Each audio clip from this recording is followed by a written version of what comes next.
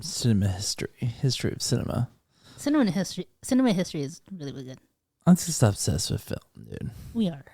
Okay. They would call us a cinephile. I love that.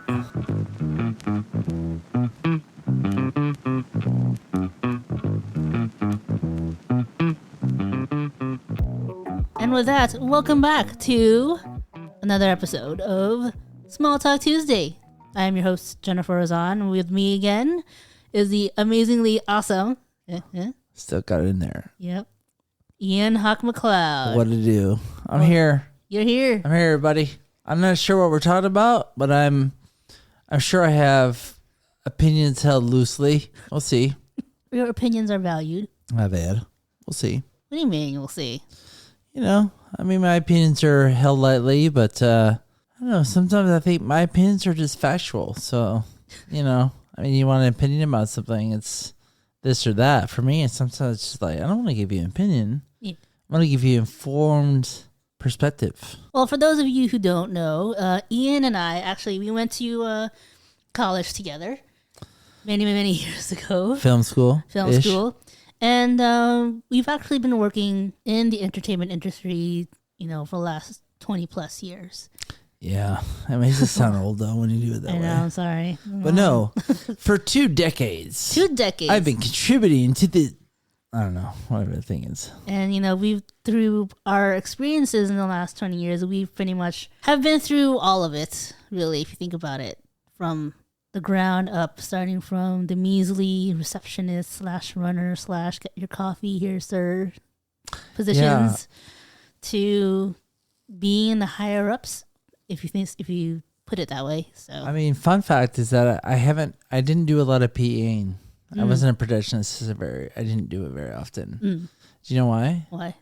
Because the chair of our department, Robert, and I forget his last name, he basically was like, you know, when you go in the industry, be careful on the role that you come into the industry because you will get pigeonholed. And I understood that because there was a girl with school named Rebecca. I'm keeping all the last names out. But she became a script supervisor. And it was like, wow, she got a job in the industry, like right away. Because me, I was like, if I'm not going in as a director or writer, I'm out. And so you see me at the California Pizza Kitchen going, hi, what can I get for you? You know, that's the choice of not being pigeonholed. But sure enough, I think she wanted to be a writer-director, but probably still script supervising. Meaning it's really tough. Like, whenever you go into the industry, if you're a sound technician, and they go, hey, you're a sound technician, then I would say Ian's a sound technician. I'm like, yeah, I want to direct. You know, I wrote the scripts. It's like, oh, that's cute. Yeah. But you a sound technician, so just be a sound technician, you know? We pretty much held every other position in terms of crewage. But on the other side, yeah, I wasn't a professional PA in the industry, but I have done every single job on set. All of them. Catering, PA, producer, sound, transpo, grip, lighting, DP. I've never done transpo. That's the only one I think in any production that I've worked on. I never done transpo. Yeah, I drew in 2005. I went back to New York because my friend Joseph was making a movie, indie film. I was going to school at Columbia. And I said, yeah, I'll produce. And he says, can you do transportation? I said, yeah, sure. So he rented a van. And I remember we were in Chinatown and we were stealing shots, obviously guerrilla style. And he's like, go around the corner. I went around. I side swapped another car. Am I going to get arrested for that? Nah. No, but that was long ago. It's past the time of... It's more Statute than of 20 limitations years. is gone. Is that though? It's been 20 years. So, but yeah, I've done every job. Fun fact, we did a shoot 2 years ago, I think. And I was doing the production audio because for me, I was telling someone this recently, like for me, film, although we came up thinking of the tour, the film directors like, you know, Wes Anderson or Stanley Kubrick or David Fincher, where they really have their thumbprint on every frame, that they're known as the auteur, meaning like it's all from this one person. But the truth of what we do is all in collaboration. The power of collaboration is the massive power of all art, is our ability to take our skill sets and become one to tell a story. And I think we've done that for a long time. And so I realized recently, I was like, yeah, I've done every job. I was telling somebody, I've done every job. And they're like, you do audio? I said, it's not that I do audio. I've done audio because I understand that as a director, or at least as executive producer or producer, I literally cannot hire every job unless I know what every job is. Right. So what makes a good producer as a producer is you bring in the best collaborators in each department. Mm-hmm. But on the set that we had 2 years ago, the budget was limited. The audio options were not great. So it's like, I'll pick up the boom pole. Yeah, I'll do it. I'll do it. Yeah. And it worked out to our benefit. Yeah, because I'm tall. So I get real nice reach right on that boom pole, right? Yeah. And the good thing is I could put the pole on my head just like that. Just rest it. Rest it right on my head. I remember that. Yeah. You were there. Witness. Yeah. Yeah. Like, he was a little comfy over there. He was like holding it in one hand. Yeah.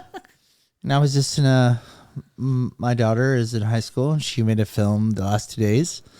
And I was a cinematographer and her mom was the actress in it. And I thought, this is it. It's really this idea that we have to tell a story.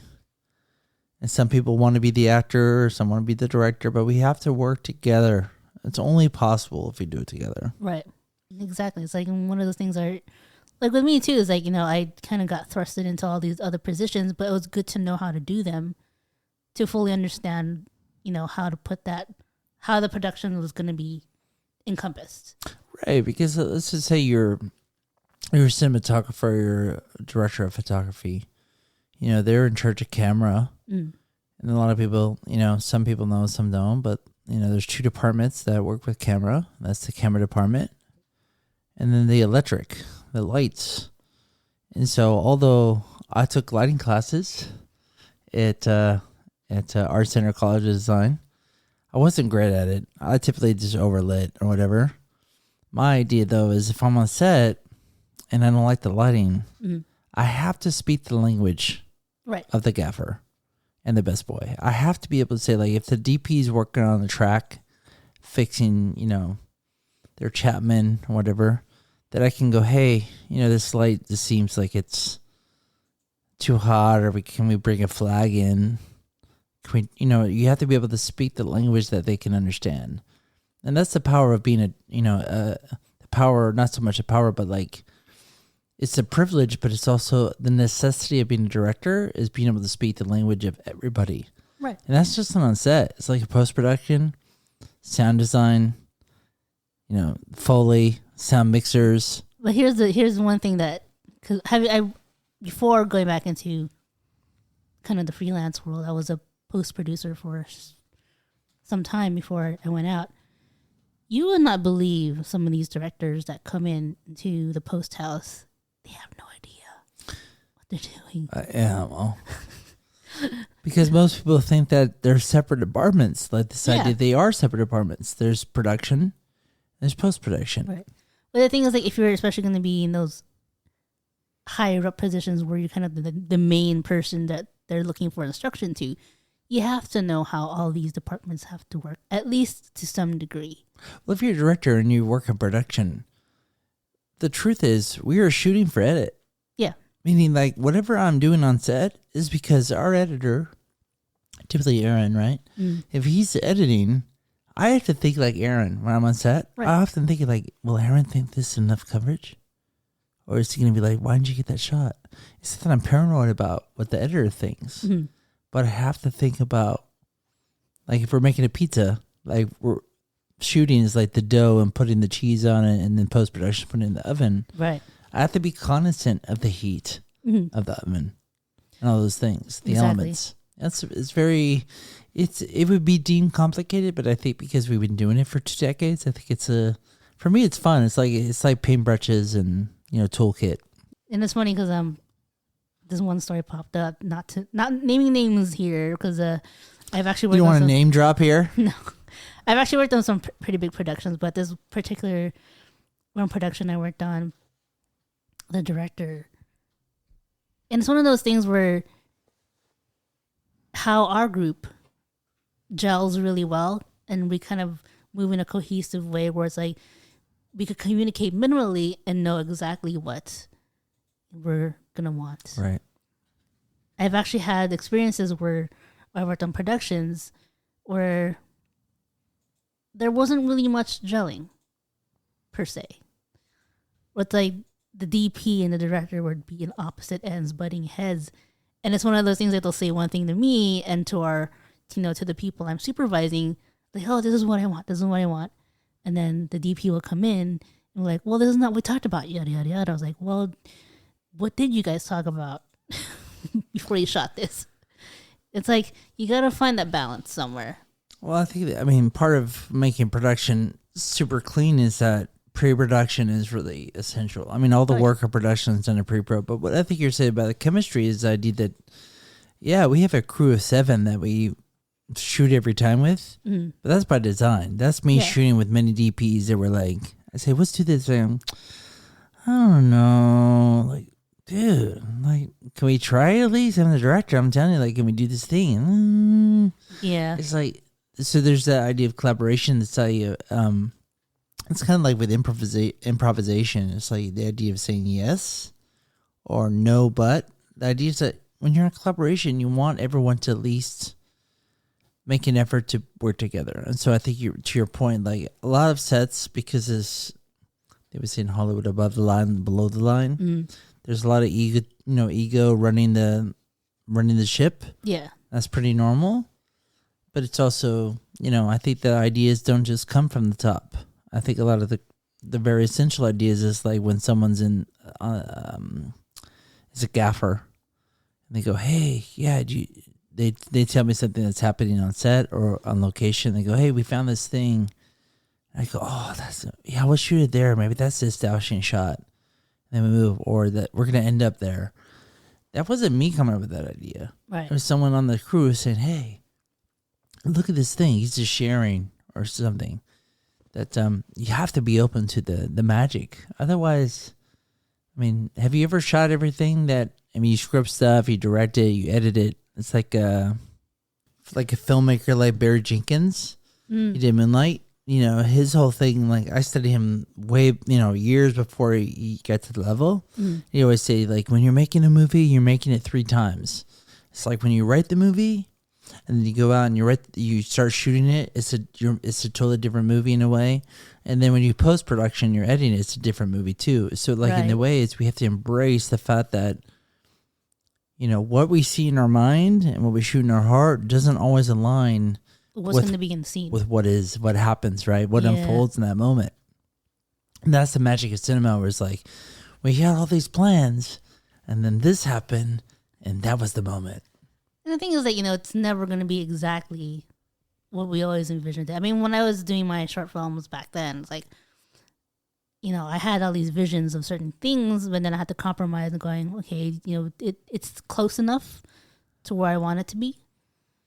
It's more than enough. Don't you think it's everything? You just said something very profound, though. It's like, maybe all art, but especially in filmmaking, it's a lot of compromise. Yeah.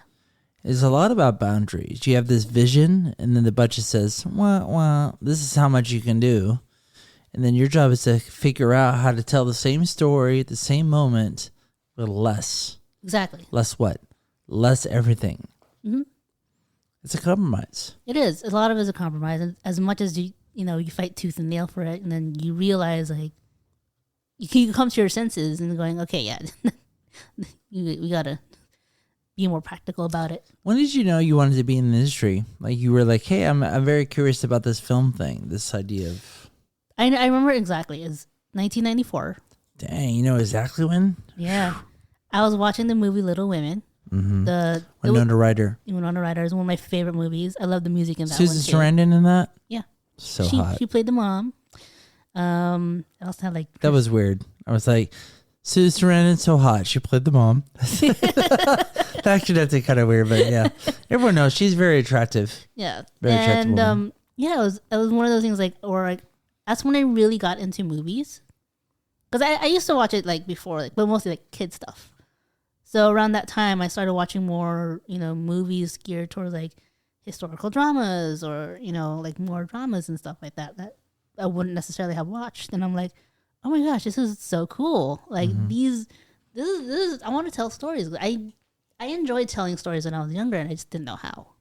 And then I started watching more movies here and there, and that's when my love for movies started coming out. My mom actually thought I was going to be a musician. Why? Because I love music a lot. Do you play an instrument? I do. What? Piano and guitar. Yeah. Wow. Yeah. I haven't played like, constantly throughout the years. It's been on and off. So I've been. But anytime you can step up and start playing the keys of some sort. Somewhat. To me, it's just black and white. Yeah. Bam, bam. You can do it. Once I have like the muscle memory back, then it comes back. But yeah. Are you inviting me to play on my drums right now in the studio? Almost, yeah. You can do it. You can do it. Yeah, that's cool that you knew so early. I think my daughter actually is become more curious about film watching Little Women directed by Greta Gerwig. And so you see the like full circle. Full circle on that's pretty awesome. But I think it's also about the empowerment of like, this is from a perspective of, not myself. You can tell Kaya that my first foray into. Yeah, she'll listen to this. And I think it's a curious idea though, is I think it's about, the world has always been very male dominated, obviously, but I think that, I feel deeply that women, women have the wonderful truths and wisdom of the world, and they're the ones that bring us into the world. And so I think filmmakers, especially female filmmakers, although I think filmmakers across the board it's just storytellers, that it's always inspiring to see someone like Greta Gerwig or seeing somebody who can pick up the baton and tell stories that, young ladies like my daughter can watch. Yeah. And see themselves. Yeah. My first experience actually with the female director was Jane Campion.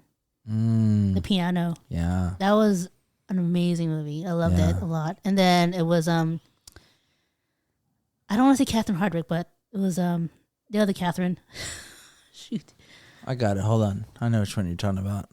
Bigelow, right? Bigelow, yes. Yeah. I was gonna say right there, I was like, my brothers and I watched obsessively Point Break with Keanu Reeves and the beloved Patrick Swayze, and we were always like, oh my gosh, this sequence where, Johnny Utah, he's like freeze, and then he sees Bodhi that they're running from a thing, and he chases him, and they go through the back, in Los Angeles, they go over this fence, they go through this house, and then one time Patrick Swayze picks up the pit bull and throws it on to Keanu Reeves, plays Johnny Utah, and you see it's going through, right? And we're just like, this movie is so rad.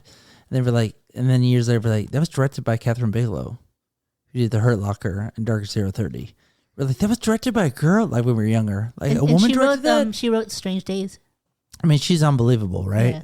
But that just sounds like, oh, she's a good director for a woman. Like, no, she's a great filmmaker. She understands what it she knows what's up. Yeah. Yeah. We won't go into the drama that she was married to James Cameron and all those other things. Yeah, but she knows how. She knows what's up. Yeah, and those two women were kind of like my tipping point of like, okay, I could do this. I can do this. I can do this. Yeah. Because most of the films we used to watch when we were younger were all by men. Dudes.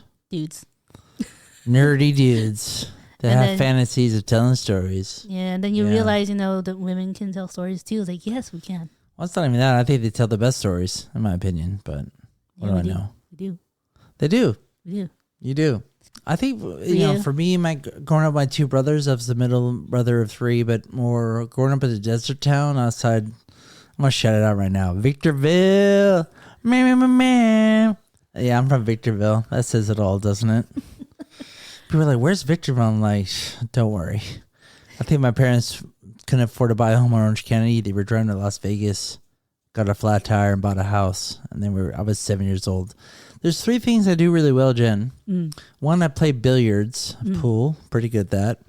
Really good at bowling, and really good at maybe movies, because that's what you do in the desert. When it's 105 degrees outside, what do? You go inside. Movie theater. Yeah, so sitting in the dark in the movie theater, because we had a dollar theater. Ooh. Basically, when there was a movie theater and the movies were done there, it was down on 7th Street where they basically had like a movie theater that only cost $1. And so my mom would take my friend Mark, and he's Filipino as well. And both of us would get dropped off in the summertime at noon or like 11 before the movie started. We go across the street to Taco Bell. And we'd eat Taco Bell for a couple bucks and go into the movie. But then we were so broke, we snuck into other movies. So the idea is that you would buy a movie for $1, and then once the credits roll, you kind of sneak and then you into swap into another one. I think one day we saw 3 movies. That's what I almost miss about the old time theaters. Old times, like, yeah. 3 movies in a day. 3 movies in a day. And so when it's 100 degrees outside and it's AC in the dark, you become really accustomed. Like, I love going to the movies and sitting in the dark. Wait, side note, do you like going to the movie? Some people are kind of half and half on this. I like going to the movies by myself. I do love going to the movies by myself. Actually, when I'm feeling sad or down, I'm going to the movies by myself. I just went to see American Fiction. Ooh, I have Jeffrey to see that Wright. one It's fantastic. It's fantastic. A lot of people are giving it meh. I'm like, no, it's great. Tracy Ellis Ross has a great cameo. Jeffrey Wright's amazing. But that's the other thing about, going to movies by myself. My thing is like, I'm obsessed about taking my kids to go to the movie theater in general. We go at least once, we go often because to me, watching a movie in my home is very convenient. Mm-hmm. But watching movies on phones or tablets or laptops or on your TV, to me, it's only it's like a version of the film. Yeah. But it's not full impact because you're so distracted. And if you know what I mean, you have your phone, you have all the things, you have your but in the movie theater, it's like turn your phones off. It's like you really are supposed to be engaged and pay attention to it with the art because it's art. I do remember growing up. My Mama J and I used to go to the movies every weekend. Wow! Every Saturday and Sunday we go watch a movie. Yeah, it's bonding, right? It's bonding, but also it's one of my favorite times. Also, oh, you probably remember all of it. I do. I mean, I hope that it's like. And the funny thing is, I still have my ticket stubs from back then. You do? Me too. I have a little keepsake box with all my ticket stubs. So does that make us sentimental or hoarders? That's a good question. I don't know. I don't know. I think a little bit of both. A little bit of both? Yeah. What if I'm just like maybe what the categorical part is I'm a sentimental hoarder. I think that's a thing. Yeah. I don't know if it's a thing, but I think I just made it a thing. I don't know. If you're watching this, comments. Tell me if I'm a sentimental hoarder. Yeah. My son's giving me a thumbs up like, yeah, you're a sentimental hoarder. It's not like I have your umbilical cord from your birth, but I do have like, your first footprint, your bracelet. Those are sentimental stuff. Yeah, so my son's looking at me, we were like, umbilical cord? What are you talking about? Yeah, I'm obsessed with cinema because I think it's funny. I think Christopher Nolan just, really talked about it, right? To me, he's an auteur in many ways. Christopher Nolan has proved himself over time. Mm-hmm. When we saw Memento come out, we thought, oh, this is different. Maybe and then it kept going and going and going and going. But I've worked with crew members that work with Christopher Nolan, and they tell me all the stories like behind the scenes. And I'm just like, wow. That there's these filmmakers who they're masters of what they do. And I think that's where I start to look at film is like, it's only a couple 100 years old. It's not that old. Right. But we're already at this point we're doing, they call them refresh, but the remakes. Like you shouldn't reboots. You wouldn't remake Willy Wonka, but you did. You shouldn't really remake Point Break, but you did. Right. You shouldn't remake Overboard with Goldie Hawn and Kurt Russell, but you did.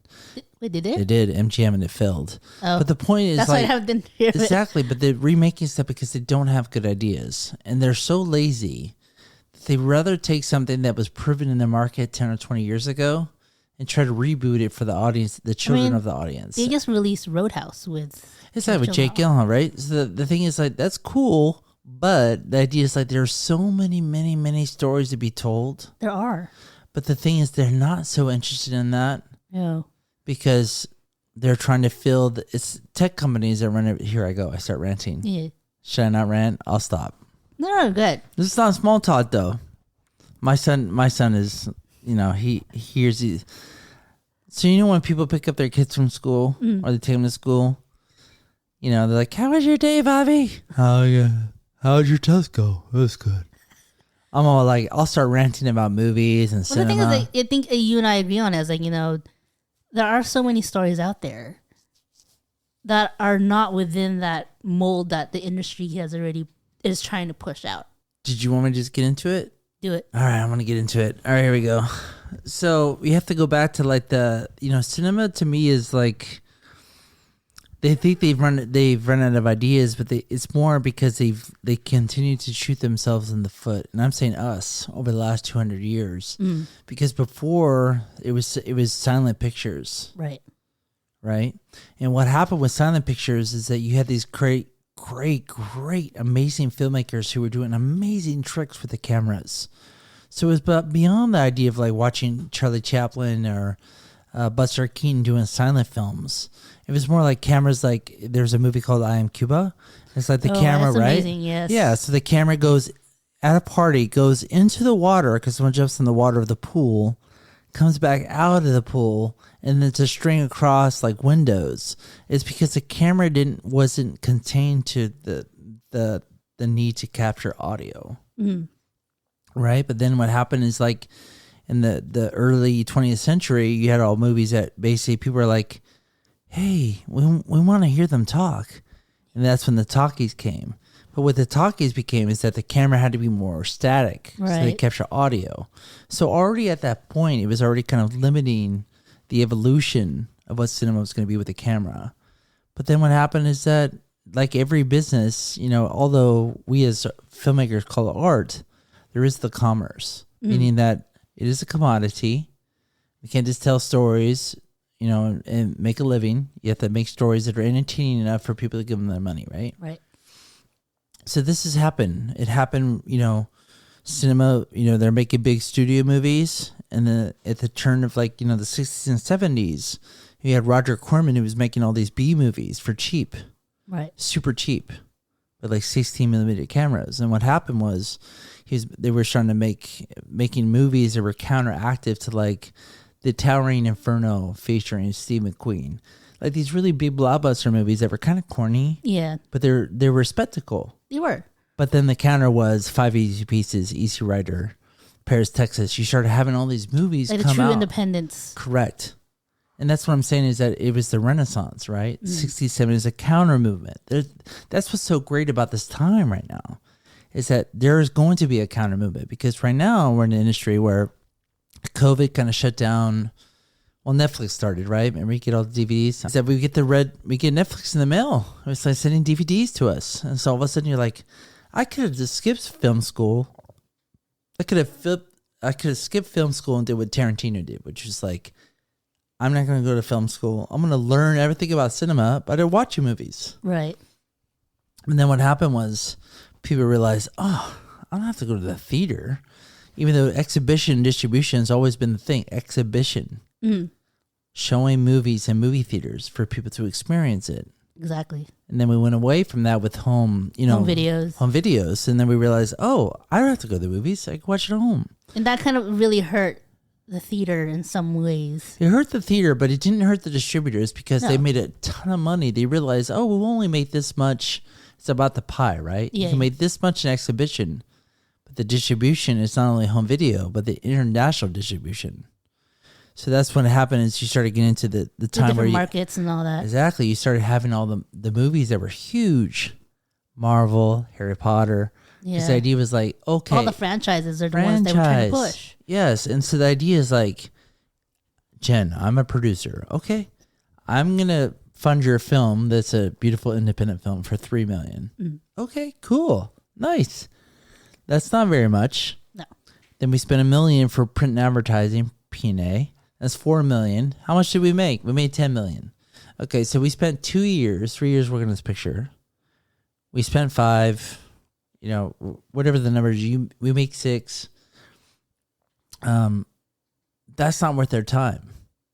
No. Studios are like, how about we spend $200 million? Let's do the math. Spend $200 million on a project. We have all these stars in it. Okay. We spend $50 million on print and advertising. That's $250 million. But they know once it goes to distribution and it goes international, they're gonna make $2 billion. So is it worth making $5 million on an indie film, or we put all our eggs in this one basket and make $1 billion? They're gonna take the big one. Correct. And then with streamers, it made it even different because then now it's the tech companies who are distributing. But the thing is with that one, like it hurts a little more because they're constantly just shelling out content, but half the time either getting rid of good content and putting up really old one content. Well, the thing is, it's about the whole point is like we have to pay a subscription. Right. And the only reason I'm going to pay you a subscription every month is because your library, what is available, is ginormous, right. Good or bad. Okay. And so that's the thing, is that they only produce content to fill the streamer. But the idea is like there used to be a big pie. Everybody could get a little piece of the pie. No, that pie is not really. It's not a pie. Now it's the filmmakers make the movie, they buy it from you, and it's over. They own it. Right. I think there's one person I know that had a movie up in Netflix for a little bit. I don't know what happened to it, but I don't know if it's still up there. But it didn't really do too much because they were limited in what they could how they could promote it from. And that's the other thing is that streamers don't spend time on promoting. No, and the thing is that hurts. It gets away from the whole model. I mean, that's what television was, right? It's the idea that we have a TV show. It's featuring Carol Burnett. But it's really brought to you by Clorox. So Clorox is paying the It was all the AdSense. Exactly, but the idea is like the ad money that the studio the studio is making money because they get money from advertisers for television. But the idea is that that's why you put marketing in. You put marketing money into advertise things so that people come and the sponsors are happy. But with streamers, like, it's just a different model. You'd have to cut all this because I think I'm not saying much very interesting. Oh, no, it's really interesting. It's not interesting. I think what's really super interesting to me? What? Is that the pendulum will swing. It always does. I want to record this because I think it's really important. Is that if you watch enough patterns in nature, it's always bound to repeat. Where it's like, here's a pendulum and swings. So the idea of the season of 5 easy pieces, it's gonna come back. It's coming back. So the idea is that what will happen is that people just go, I'm tired. Just end all the subscriptions. And that's what's happening right now. If you think about it, it's already happening. It is happening already. I was like, even I kind of cut back on my subscriptions on my streaming. Yeah, because you see the value. It's like, oh, I have a couple of shows I like, but like most of it is not very good. No. And then it just comes down to the fact that the only way to change the content is for us not to subscribe. Mm-hmm. And also, I thought post-COVID that, we just got so convenient with being inside of our homes and watching by ourselves. Right. But the thing that's missing is that there's nothing like the community of sitting in the dark, not just myself, but other people watching it. Mm-hmm. Because when we all laugh at the same time and we all cry at the same time, there's a connection. There's a connection of humanity. And that's the thing that I think will happen is that eventually there's going to be a pivot where people are like, you know what? I don't want to go watch it at home anymore. Mm-hmm. I want to be part of something that's communal. I want to go watch it. And that's where I think what's going to happen is that there's going to be a revolution or renaissance where people start making movies for nothing, but in the sense that nothing meaning like not for 100 million, but low enough that they basically can create a body of content that leads to a roadshow. Meaning like if you had an independent studio where it's like I was telling you today, like if someone gave me 20 million, I wouldn't make one movie. Right. I'd make 10 movies for 2 million. And then all of a sudden I have a slate of 10 movies featuring 10 new voices and a bunch of new actors. And then they become so, they're done in such a cohesive way that now you have a travel roadshow that you'll be able to take it city to city. Oh, yeah. There'll be enough theaters to, exhibit it. No, that is true. I think that is beginning to happen now at this moment in time as we're talking. Like, because, the studio system's broke. We all know that already. Yeah. And a lot of independents like you and I and so many others out there, we're finding other avenues to create and to show our work to whoever wants to watch it or whoever is willing to watch it. Mm. And it's that forum that's really just keeping us going all the time. So we don't necessarily need as much as we want the support of certain higher echelons of I don't know, financiality. No, that's not a word. Well, just having the financial backing, right? Yeah, and so no, it's the independent artist is making a big comeback. I don't know if you saw the shift, but like, I mean, I came in the industry because I started as an actor, playwright in college, undergraduate, and then I tried to audition in Los Angeles, and it was pretty terrible, the scripts that I read. Obviously, not having an agent and such. That was like, I want to go get an MFA in writing and directing. Why? Is it because then I can write my own stories, and I could, make films with my own people, my friends and stuff. But then, as you can see over the last years, like leaving MGM Studios, I really felt like I was developing television series. I developed and produced a feature film. And it was so empty because I realized, like, none of this stuff is real. It's such a facade. It's not even interesting. The most thing that became interesting is like going back to the roots. When I started when I was 25, is making documentaries. Because I felt like the most stranger than fiction stories is real life. Right. Way more than a writer can fantasize. It's happening right now. And similar to what I sort of experienced as well. It's like I'm going back to, giving a voice to the voiceless, really. Because I have my own voice, but then I realized my voice is, there's so much I can do with it, but also being in a system where it's like they're not going to really help you as much because you're nobody. I realized that, the best I can do is help give others a voice, helping their stories get out there more than me. Yeah, giving voice to the voiceless, right? I mean, that's a big theme of what we do, and it doesn't mean that people don't have a voice. It means that they don't have a outlet to tell their story. And that's where us as filmmakers, I've been on crews where, there's 30 people on set.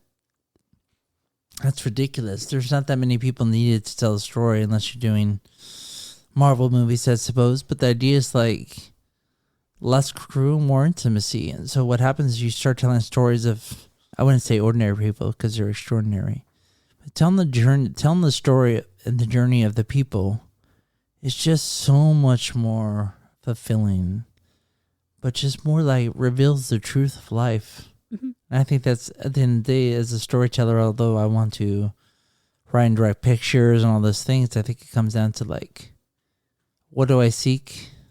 I see truth. Right. Music, painting, film, whatever the expression is, dance. If it has truth, I'm gonna go after it. And as you should. Well, what else are we gonna do? Exactly. I just think it's unreal that we're able to make a living doing something that I absolutely would do for free. I don't want to say that because I think there's probably clients that be like, "Oh, really? You work for free?" It's like, not totally. Not what I'm saying, but I'm saying passion a lot projects. A lot of people say, "Oh, it's a passion project." I said, "Yeah, I guess," but I'm more like I only work on things that I'm passionate about. Most of the things. True. Not true in the sense like I have to work on stuff I don't want to work on, but I'm passionate about the craft, and I think the idea is like. I'm never happier than I'm on set with you and the crew. It's my favorite time. It's like Voltron. It's really like it's only possible. The greatness of the animal, the creature that is us, the squad, is only as powerful as all the people that make it, right? All the cats. And the thing is, like, Voltron. The first time I ever worked with all of us in our squad, I felt the glue that was going to stick us together. If that was hypothetically. Who was the glue? What do you mean the glue? You just saw the glue? I saw the glue and we it was all going to connect. Okay, I thought you were saying I was the glue, like the crazy glue that put us all together, but. Partially you were. I am a little bit crazy. Yeah. I'm okay with it though. But you know what? And it's worked out for all of us for the last however many years. Many years. And look, and the thing is, it's rare, especially in an industry, that you find collaborators that you truly do enjoy working with. And love. I love each of you. And it's, again, like I told you, like putting crews together, it's by design. Mm-hmm. I've worked with enough difficult people. I worked with enough talented people that were just kind of not easy to work with. And you have to ask yourself, like, again, you want to hire the best, but they're difficult? Or it's more like what makes it the best is that people are working in collaboration. Exactly. I don't know. I mean, like, even when I was working in post, those were some of the best people I've ever worked with in post. I still communicate with them too because they were really very much well, I want to say like my mentors almost. Sure. Because they taught me everything I needed to know in terms of post-production. Mm-hmm. I don't know. It's kind of like one of those things where you kind of like put that energy in, kind of like bring in the people that you feel like will benefit you, but it also will benefit them as well. I mean, I think you're saying something very important is that I think everybody has to be a professional or work in certain aspects. So it's whether you work in sports or work in a hospital or you work in film or work in a restaurant. All of these required positions, whether you're a chef, a director, a surgeon, you have to work with other people. I mean, right. If you want to be so that you can get through this world by yourself, like a lone wolf, then yeah, play golf, play tennis.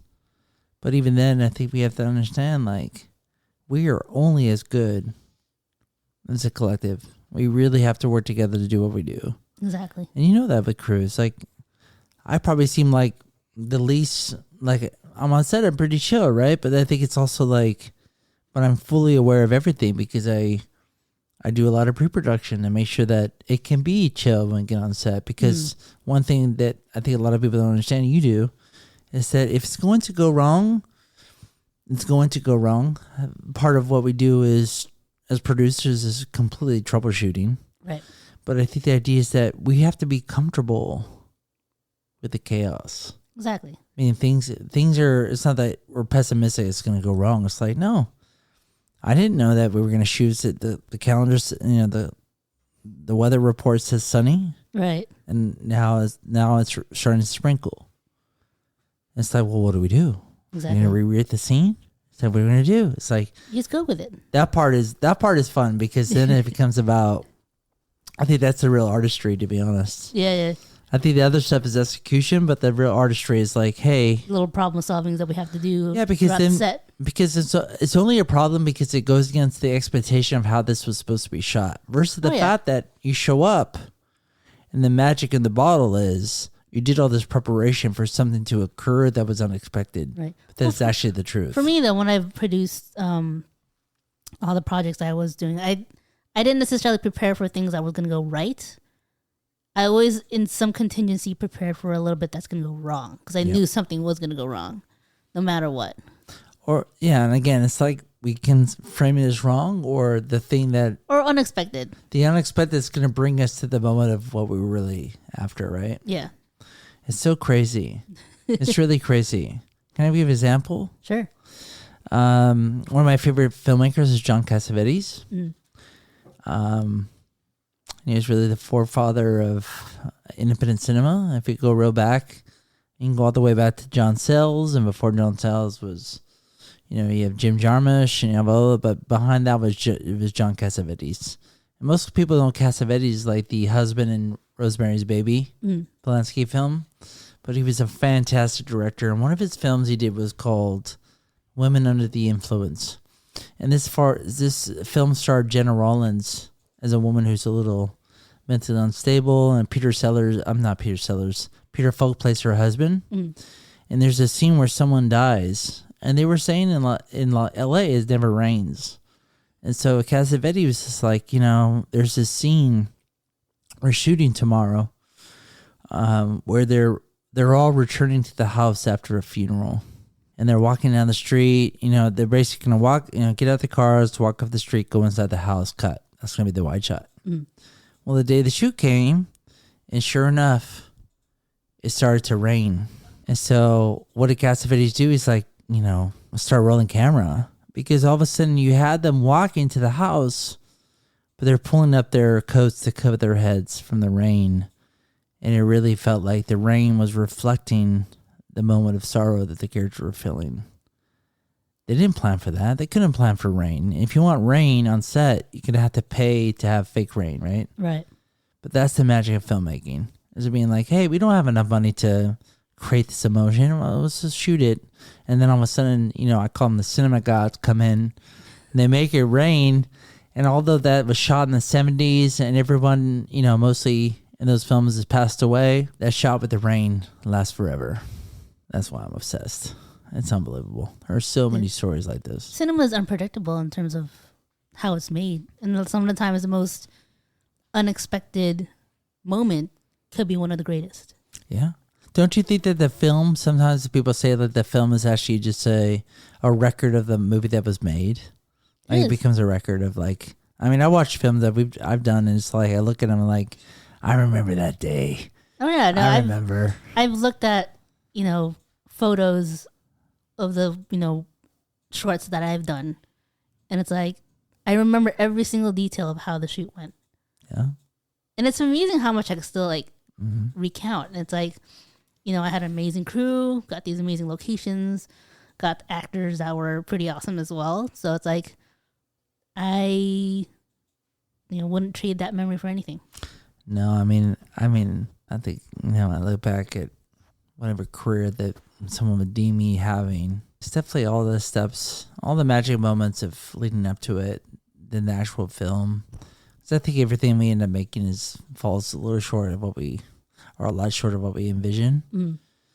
But I mean, look, I talk about cinema a lot, especially in front of my children, because I like art. If you don't teach young people how to experience and enjoy the art, then the art will die.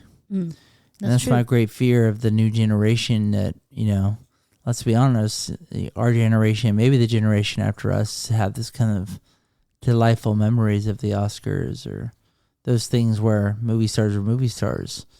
But to be honest, I look at, our babies in the next two generations, they're not so much interested because they like short form. Right. But also, I think they think it's the cinema stuff they've watched is pretty antiquated and pretty boring. And so my fear, this idea is like the revolution will come for cinema when the young people realize like, yo, we have stories to tell. Right. And we're the ones we've been waiting for. To add on to that, I think, and I have a feeling that long form is going to make a big comeback. And it's slowly creeping up to that point. And now television, right? They were able to figure out like instead of telling a story in 2 hours, we could tell it over 12, 15 hours episodes, right? Mm-hmm. Are you doing long form in terms of movies? Mm-hmm. Long form also like, how everything is short form content, but long form in terms of like even the YouTube videos, they're coming back in terms of a resurgence of people actually sitting down and kind of like watching it, even if it's just for background noise, people still enjoy long form content. And it's going to come back to that point. This episode is brought to you by YouTube. My son is a big YouTube fan. And I only give him a hard time about watching it all because he hasn't learned to monetize it yet. I will let you watch as much YouTube as you want when it starts paying for the electricity used to watch YouTube. The energy going into YouTube. I sound like one of those dads that cares about electricity. My dad was always yelling at us, turn the lights off. Well, my mom too. Like for a certain, when I was younger, at a certain hour, I gotta go to bed. Imagine now in modern days, like turn off the interweb. It's too expensive for that Wi-Fi. I still can't even imagine how you and I survived without internet. We did. We had the.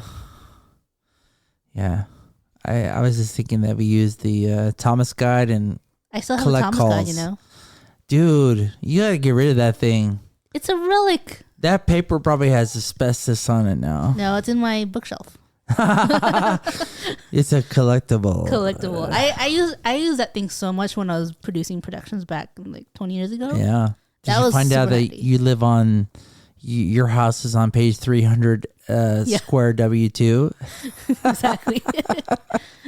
Everyone right now is going like, I have no idea what he's talking about. And then the other groups go like, yeah, we remember. This is the great grandfather of Google Maps. Oh my God, great grandfather. Is it? No, what do we great ancestor. Yeah, it's pretty old. Ancestor of Google Maps. It was analog. What do you mean it's paper? That thing that you're holding? That's paper. Oh my gosh. Oh man. I mean, even now, it's like. The thing is that I have a MFA from Art Center. And I always had this attitude like, oh, those that can't do teach, and those that can teach PE. But I think it's more like, no, I would love to teach cinema. mainly because of that I would be able to talk to young filmmakers or storytellers or those young people that are curious about who they are. Just to be able to be like, look, you can express who you are through music, through paint, through dance, through film.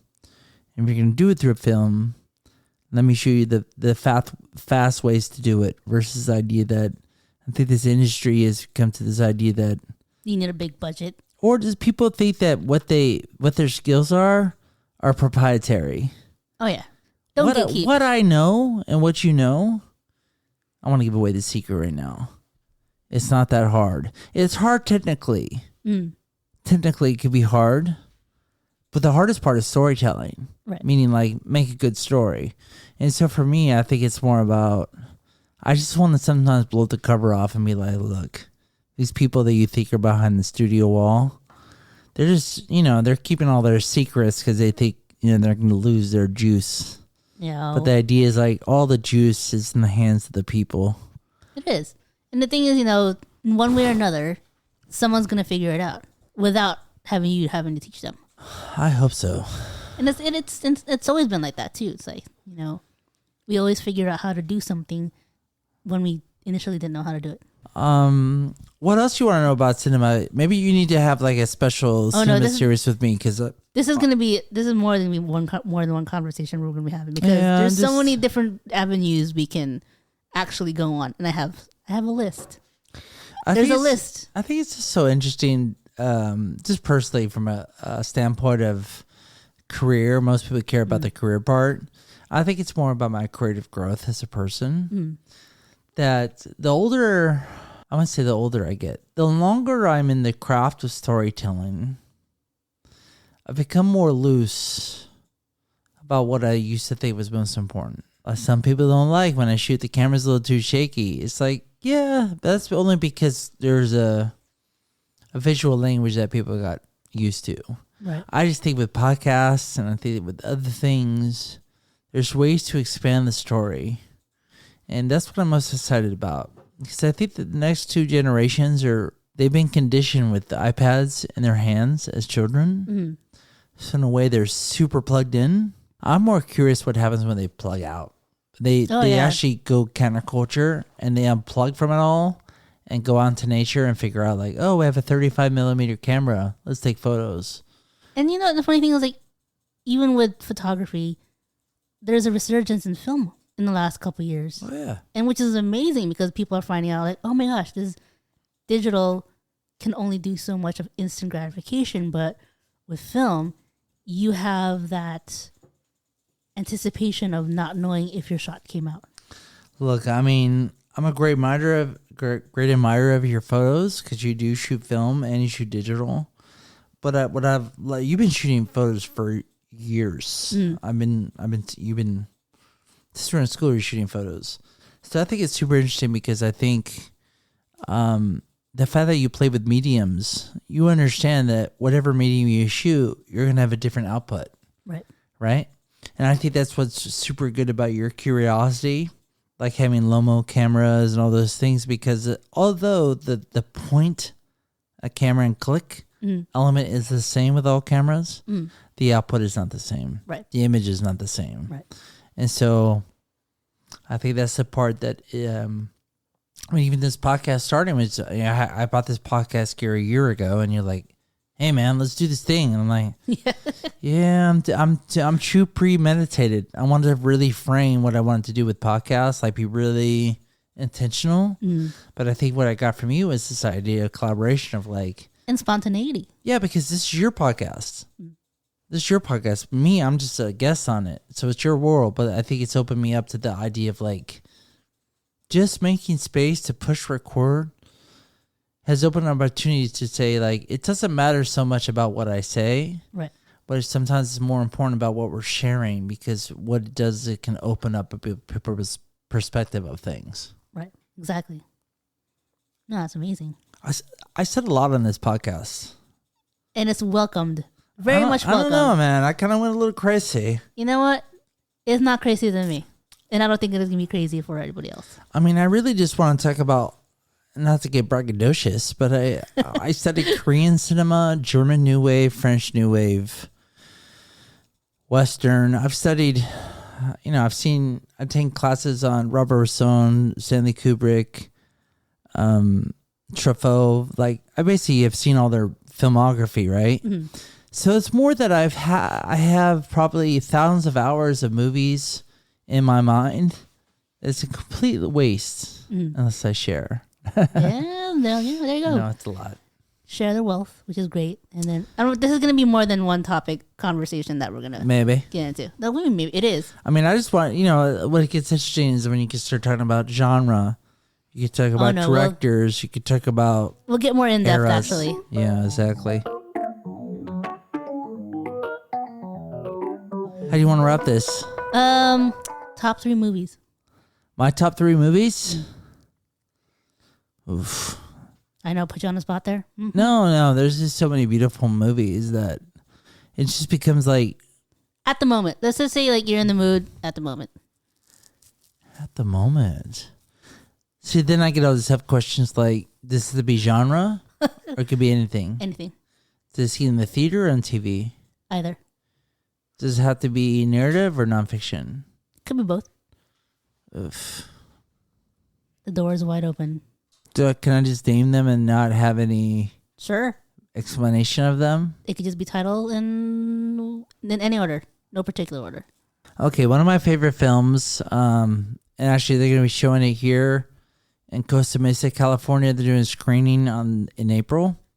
Is Francois Truffaut's 400 Blows. It was the first film in graduate school where I was like, this is the kind of film I want to make. This film specifically about this, there's an element of a boy finding about the truth about his mom, but the idea is, it's 50s, 60s in France, and, he gets in trouble, but it's more like he's searching for truth about himself, but there's this, this kind of redemption about it.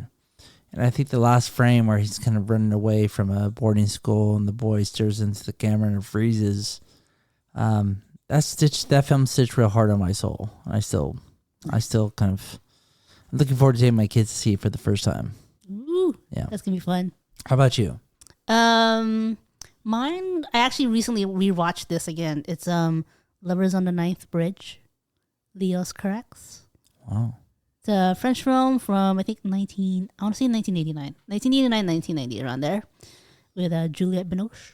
So our first 2 picks are French. Yes. Fantastic. And it's one of those things I remember watching it and I was like, it's very non-conforming to what cinema is. Wow. And I really enjoyed it a lot, and especially the one location, a story between 2 people, and that's it. And I think some of the early stuff that you made was kind of similar, right? Mm-hmm. You have similar characters, similar location. Yeah. Okay, I see the influence. Yeah. Las películas de Francia es magníficas. Yeah, and then another one for me would be 2 for the Road. Audrey Hepburn and Albert Finney. Yeah. I think it's one of her most underrated films. Yeah.